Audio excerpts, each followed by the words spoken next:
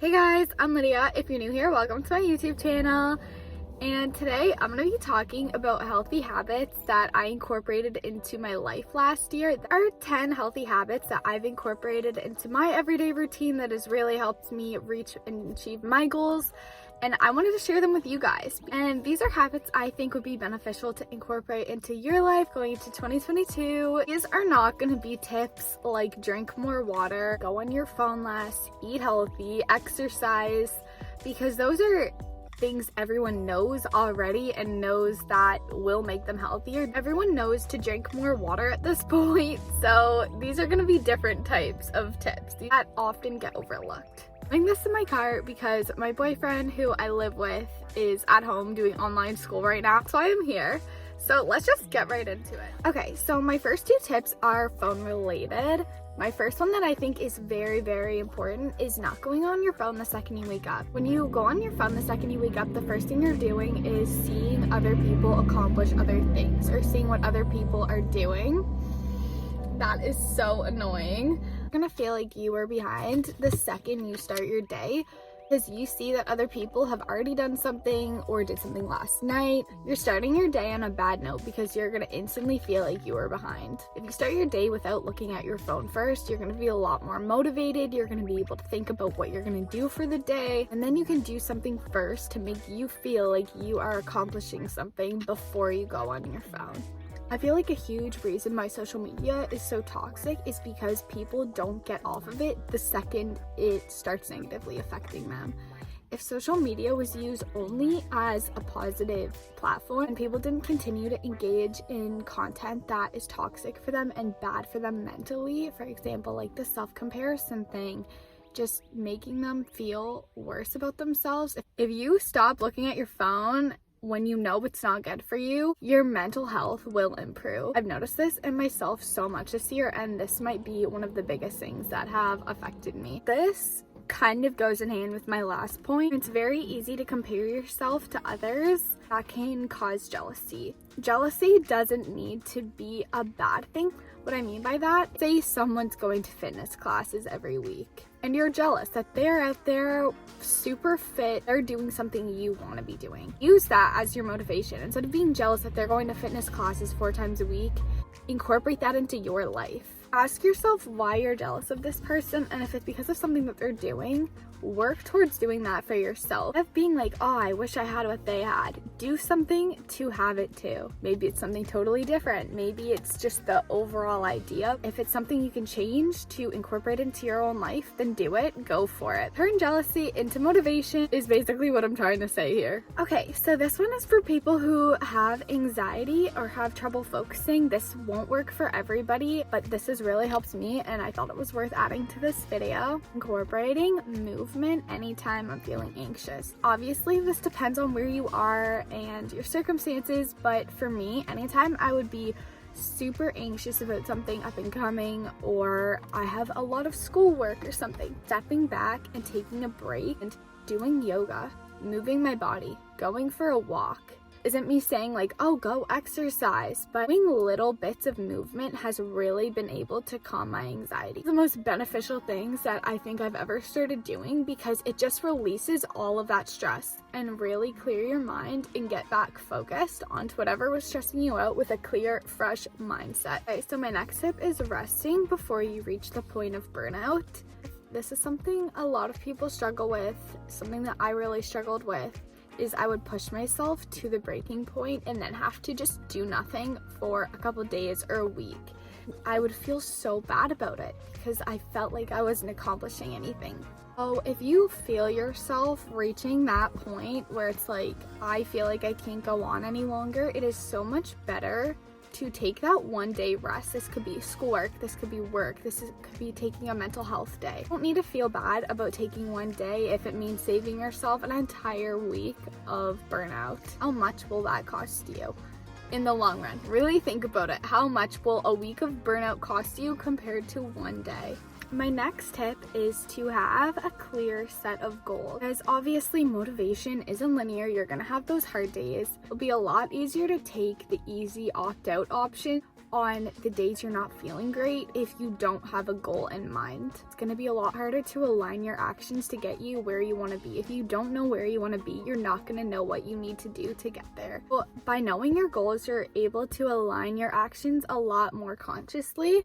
Like, for example, say maybe you know that your goal is to go on a trip. Maybe instead of going to Starbucks every morning, you will save that money and then save that for your trip. Whereas if you don't have any clear set goal, maybe you would spend the money and then you wouldn't have money to go on vacation. Being conscious and aware of your choices and the actions and where they will take you will really, really help you, especially on the hard days you know you're trying to achieve a certain goal. Something else that has changed my life this year is saying yes more. This is something I'm still working on.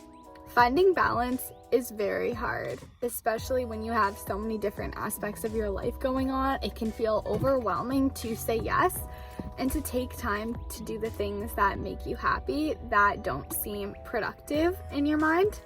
I don't mean say yes to everything and becoming a doormat. I don't mean saying yes when someone asks you to do all the chores. I don't mean say yes when someone asks you to drive you an hour away that's completely an inconvenience.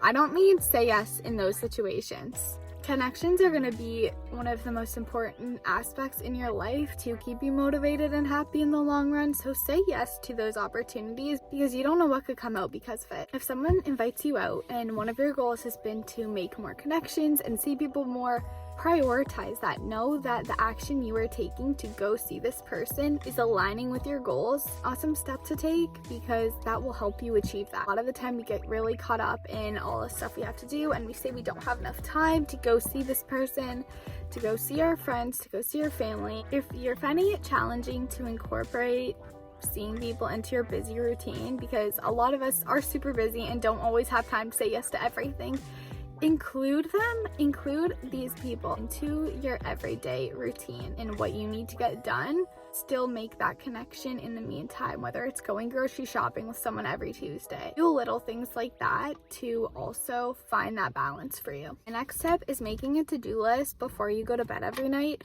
This one's very helpful because then you wake up in the morning and you know exactly what you want to get done. You know exactly what to do. You're not waking up confused, trying to think like, oh, what do I need to get done today? You wake up and you know exactly what your day is going to look like. Another time you can forget important things throughout the day. This way you know exactly what you need to do. I found myself doing this a lot last year before I started incorporating a to-do list. I would find myself laying in bed at night trying to think about what I needed to do tomorrow, making like a mental list in my head that I would probably forget the next day anyways. So it's just a really good way to stay organized and easier when you have a list and know exactly what you need to do when you wake up in the morning. So many people keep walking by me and it's so awkward. My next tip is my favorite by far, and that is having a clear reset day once a week, non-negotiable. Having a scheduled day every week, you know that that is the day you're going to clean, do your laundry. For me, personally, Sunday is the day that works best for me. So I know every single Sunday I'm going to clean my fridge, mop, change the sheets, do all that kind of stuff. And I know I'm going to take an hour that day and do all of those things. That way throughout the week, I'm not trying to accomplish those little tasks and focus on other things. Having a set day makes it so much easier knowing you're going to get it done and not having to stress about it throughout the week. Sunday's the day that works best for me. Maybe you work every Sunday. Maybe that doesn't work best for your schedule. Just find a time whenever it is, 1 hour a week. Make it a non-negotiable to have a reset that specific time every week. Also, on that day, clean your makeup brushes. Make that something you incorporate because a lot of people forget to clean their makeup brushes, and if you do that every reset day, you'll always have nice clean makeup brushes. Another tip on the topic of cleaning is having a closet clean out. I do this so much now and I love doing it. Incorporating a closet clean out every once in a while has really helped me recognize what clothes I literally never wear and sell them and then use that money to buy clothes I actually need or I actually want instead of just spending more and having too much. No point in having a ton of clothes in your closet just sitting there, never used. Really evaluate whether you've worn some something or are going to wear it, if it still even fits you, it makes it a lot harder to pick out outfits. It makes it a lot harder to keep your space organized and clean. Think through your clothes every once in a while, but recognize like what you actually need in your closet. Sell those 3-year-old clothes you're never gonna wear that money and go buy new clothes that you actually need or that you actually want that you're going to wear. So I definitely recommend doing a closet clean out every once in a while. Okay, so my last tip that I've incorporated this past year is by taking videos and photos more frequently in order to reflect on my growth and recognize changes I've made. So for example, there was a job I had that I really didn't like, and I wanted to quit so badly. And I took a video of myself in that moment explaining why I needed to quit. Instead of beating myself up in the future for quitting a job, I'm able to look back and realize in that moment, this is how I was feeling and this is where I was at. So now I'm able to look back and reflect on my growth and see the changes in myself since that time and understand the choices I've made. So for big decisions like that, take a video in that moment and explain exactly to your future self like why you've made the decision and why it's crucial for you. That way you're not beating yourself up in the future. That's like a really weird tip, I know, but it actually has helped so much. And also taking photos throughout the year. I know like a lot of people take pictures when they have their makeup done, they look good with the intention to post on Instagram. Take photos in the times you're not feeling 100% good too, because you're able to recognize how much you've grown throughout the year and realize like all of the progress you've made. I'm gonna end this video here. Okay, so those are all the habits I have. These have all helped me in the past year, and I hope you found some of these helpful and are able to incorporate them into your routine as well. Thank you so much for watching, and I'll see you in my next video.